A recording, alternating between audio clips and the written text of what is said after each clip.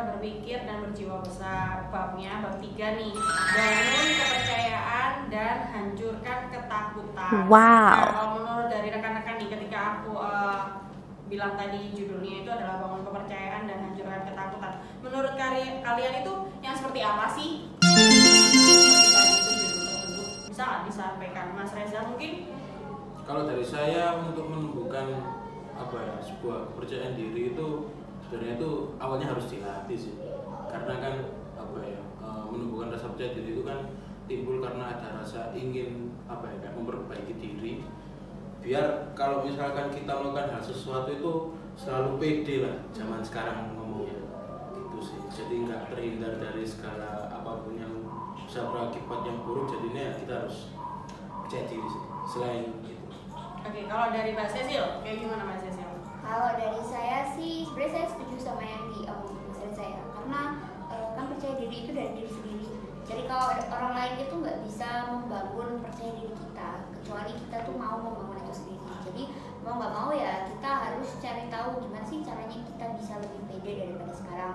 Karena kan tiap orang punya caranya masing-masing ya, nggak semua orang itu kayak harus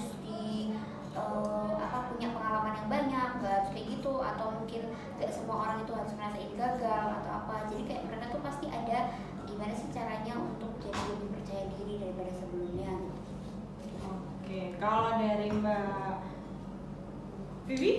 Kalau dari saya mungkin kalau membangun kepercayaan seperti yang disampaikan Mbak Sisu dan Mas Reza, yaitu dari diri sendiri. Tapi membangun kepercayaan juga bisa belajar dari orang lain. Oh iya, gimana tuh Mbak Vivi?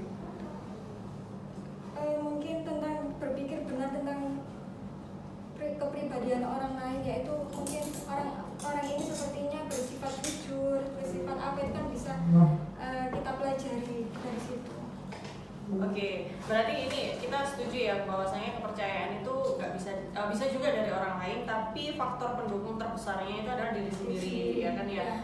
Terus kalau misalnya nih tadi hancurkan ketakutan, gimana sih teman-teman, punya nggak sih rasa ketakutan itu sebenarnya, dan bagaimana sih cara kalian untuk mengantisipasi ketakutan tersebut di dalam diri kalian? Boleh dari Mbak Vivi dulu ya. Kalau saya untuk menghancurkan ketakutan, saya harus berani mencoba. Berani mencoba, to try lah ya. Kalau Mbak Sisil? Kalau dari saya, pastinya saya nyiapin plan A sampai plan Z istilahnya. Jadi kayak misalnya nih, takut gagal nih plan A, ya kita siapin buat plan B. Takut gagal nih plan B, kita siapin lagi plan C. Jadi nggak selalu kita ngelakuin sesuatu kayak, oh lakuin ini aja, nggak ada plan-plan selanjutnya. Itu nggak gitu. Jadi saya tuh udah ada prepare kalau misalnya saya kayak gini ada masalah atau apa, udah ada next step yang bisa saya lakukan. Oke, ada step 1, step 2 ya. Kalau misalnya ini gagal, ada yang keduanya. Oke, Mas Reza gimana? Kalau untuk menghancurkan rasa takut itu yang paling utama sih mengetahui apa yang harus kita lakukan. Itu sih yang paling utama. Karena kalau misalkan kita udah tahu apa yang harus kita lakukan, pasti ketakutan itu hal yang fana. Maksudnya fana itu nggak ada sih harusnya. Itu pasti yang kita lakukan itu pasti harus. Ya kembali lagi. Jadi kita kalau misalkan kita nggak takut kan, jadi kita pede. Jadi kita kerjakan itu bisa menjadi baik, nyaman dan lain-lain. Yang paling penting sih harus tahu apa yang harus kita lakukan sebelum melakukan hal yang harus kita lakukan saat ini gitu sih. Oke. Jadi saya tangkap dari teman-teman setuju sih. Jadi kalau misalnya gimana sih cara mengatasi ketakutan? Ya kalau dari saya sendiri sih mungkin balik lagi, kalau kita sudah pede, nggak perlu takut sebenarnya melakukan apapun, karena di balik kegagalan itu pasti ada hikmah. Nah, kalau misalnya gagal ya berarti gimana caranya kita tunggu lagi kayak gitu kan ya. Terus kalau misalnya kita tadi juga sudah disampaikan sama Mbak Cecil juga, seharusnya kita memang harusnya punya step by step, biar nanti kalau misalnya gagal nih yang A, berarti kita harus mencoba yang B. Ketika yang B gagal, maka kita harus mencoba lagi yang C, hingga sampai seterusnya sampai kita berada di titik kesuksesan kayak gitu sih ya. Terus ada nggak sih kalau dari teman-teman mungkin nih, kalian gimana respon kalian ketika itu kan kalau diri kita sendiri ya, tapi gimana kalau misalnya nih teman kalian ada yang bersifat seperti itu, kayak misalnya dia tuh, Mbak aku tuh nggak pedean loh orangnya, nah terus dia tuh dikit-dikit udah ketakutan terlebih dahulu. Nah gimana kalau misalnya anggap aja teman-teman di rumah ya, ataupun teman sepekantoran kalian itu udah kayak gitu duluan, nah kalian tuh apa yang kalian lakukan biasanya kalau ada menemukan orang yang seperti ini? Mbak Cecil mungkin? Kalau dari saya sih pastinya saya kasih tahu dia sih, kayak misalnya nggak usah takut lah, atau janganlah sampai nggak pede, karena kalau misalnya nih udah sampai nggak pede ya pasti yang kita kerjain itu jatuhnya mungkin ada salah kah, atau ada miss kah, atau mungkin akhirnya ada sesuatu yang mungkin ternyata tuh nggak terjadi tapi nggak ingin terjadi gitu loh, kayak nggak tahu padahal kita udah mungkin dianya merasa udah mengantisipasi udah gimana, tapi kok ternyata nggak sesuai dengan yang dia mau, kan toh akhirnya dia bingung, dia takut. Nah santai aja gitu, maksudnya pasti semua itu yang namanya kejadian itu pasti ada sebab akibat gitu kan, maksudnya jadi kayak misalnya udah kejadian nih, ya udah mau gimana lagi, mau nggak mau ya harus kita benerin, harus kita lanjutin, kita lewatin, jangan sampai tapi itu buat evaluasi lagi, jangan sampai yang udah kejadian, yang udah kita benerin itu kejadian lagi. Jadi gimana pun meskipun kita takut atau apa, harusnya kita tahu lah ketakutan kita udah sampai sini aja, nggak usah diterusin, kayak nggak usah dilanjutin lagi gitu. Karena kalau kita tetap takut, pada akhirnya hal itu nanti ngerobetin kita kan. Jadi kayak kejadian itu nggak bisa terselesaikan gitu. Ya mau nggak mau kita harus dukung dia lagi, kayak jangan takut lah, jangan sampai nggak pede, karena pada akhirnya juga itu buat dia sendiri gitu, bukan buat orang lain. Setuju sih, berarti konsepnya adalah membuat orang itu jangan sampai depresi ya. Paling nggak dia jangan sampai nggak move on. Harusnya kalau misalnya dia sudah ketakutan duluan dan mungkin pada saat itu dia lagi down-downnya, maka kita orang terdekatnya harus menyemangati seperti itu ya kalau dari Pak Cecil. Oke, kalau dari Mas Reza gimana Mas Reza?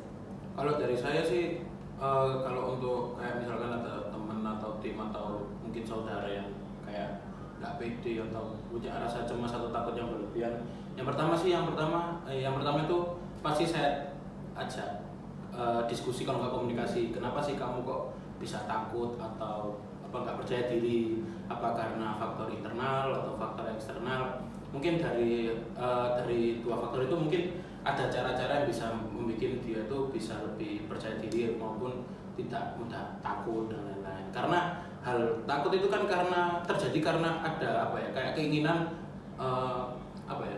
tidak pede, jadi nggak pede ngerjain sesuatu, jadinya dia takut. Nah hal itu yang bikin kita ya jadinya, kalau misalkan kita ngomongin tentang kerja sama tim, jadinya kita jadi susah gitu.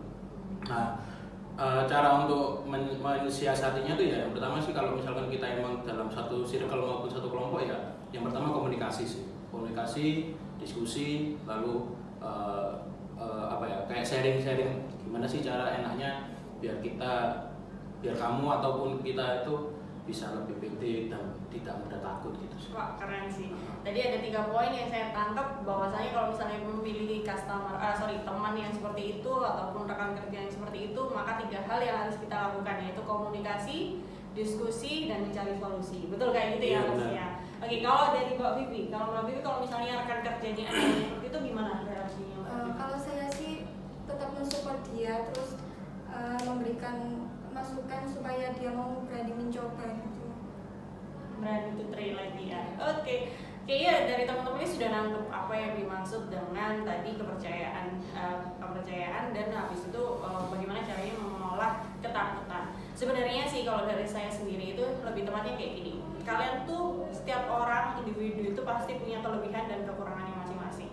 Percayalah bahwasannya diri kalian sendiri ini selalu yang terhebat.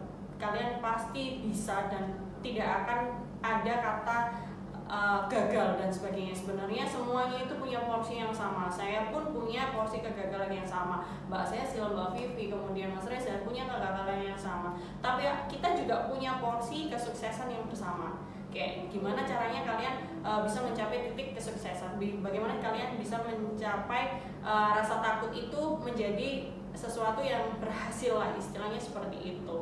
Jadi kalau menurut saya sendiri, hargailah pribadi kalian sendiri. Kalau misalnya kalian memang tidak percaya diri, paling enggak langkah awalnya adalah sebelum kalian misal nih ada orang yang nggak percaya diri terhadap orang eksternal, misalnya orang lain bertemu dengan orang lain, maka langkah yang bisa dilakukan ya betul kita diskusi dan sebagainya. Atau kalau misalnya masih malu, ya kalian lihat cermin, berkaca pada cermin, berbicara pelan-pelan kepada cermin.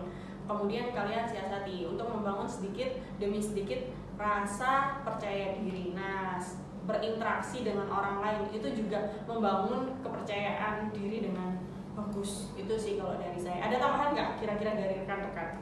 Silakan kalau misalnya ada tambahan. Dari Mas Reza?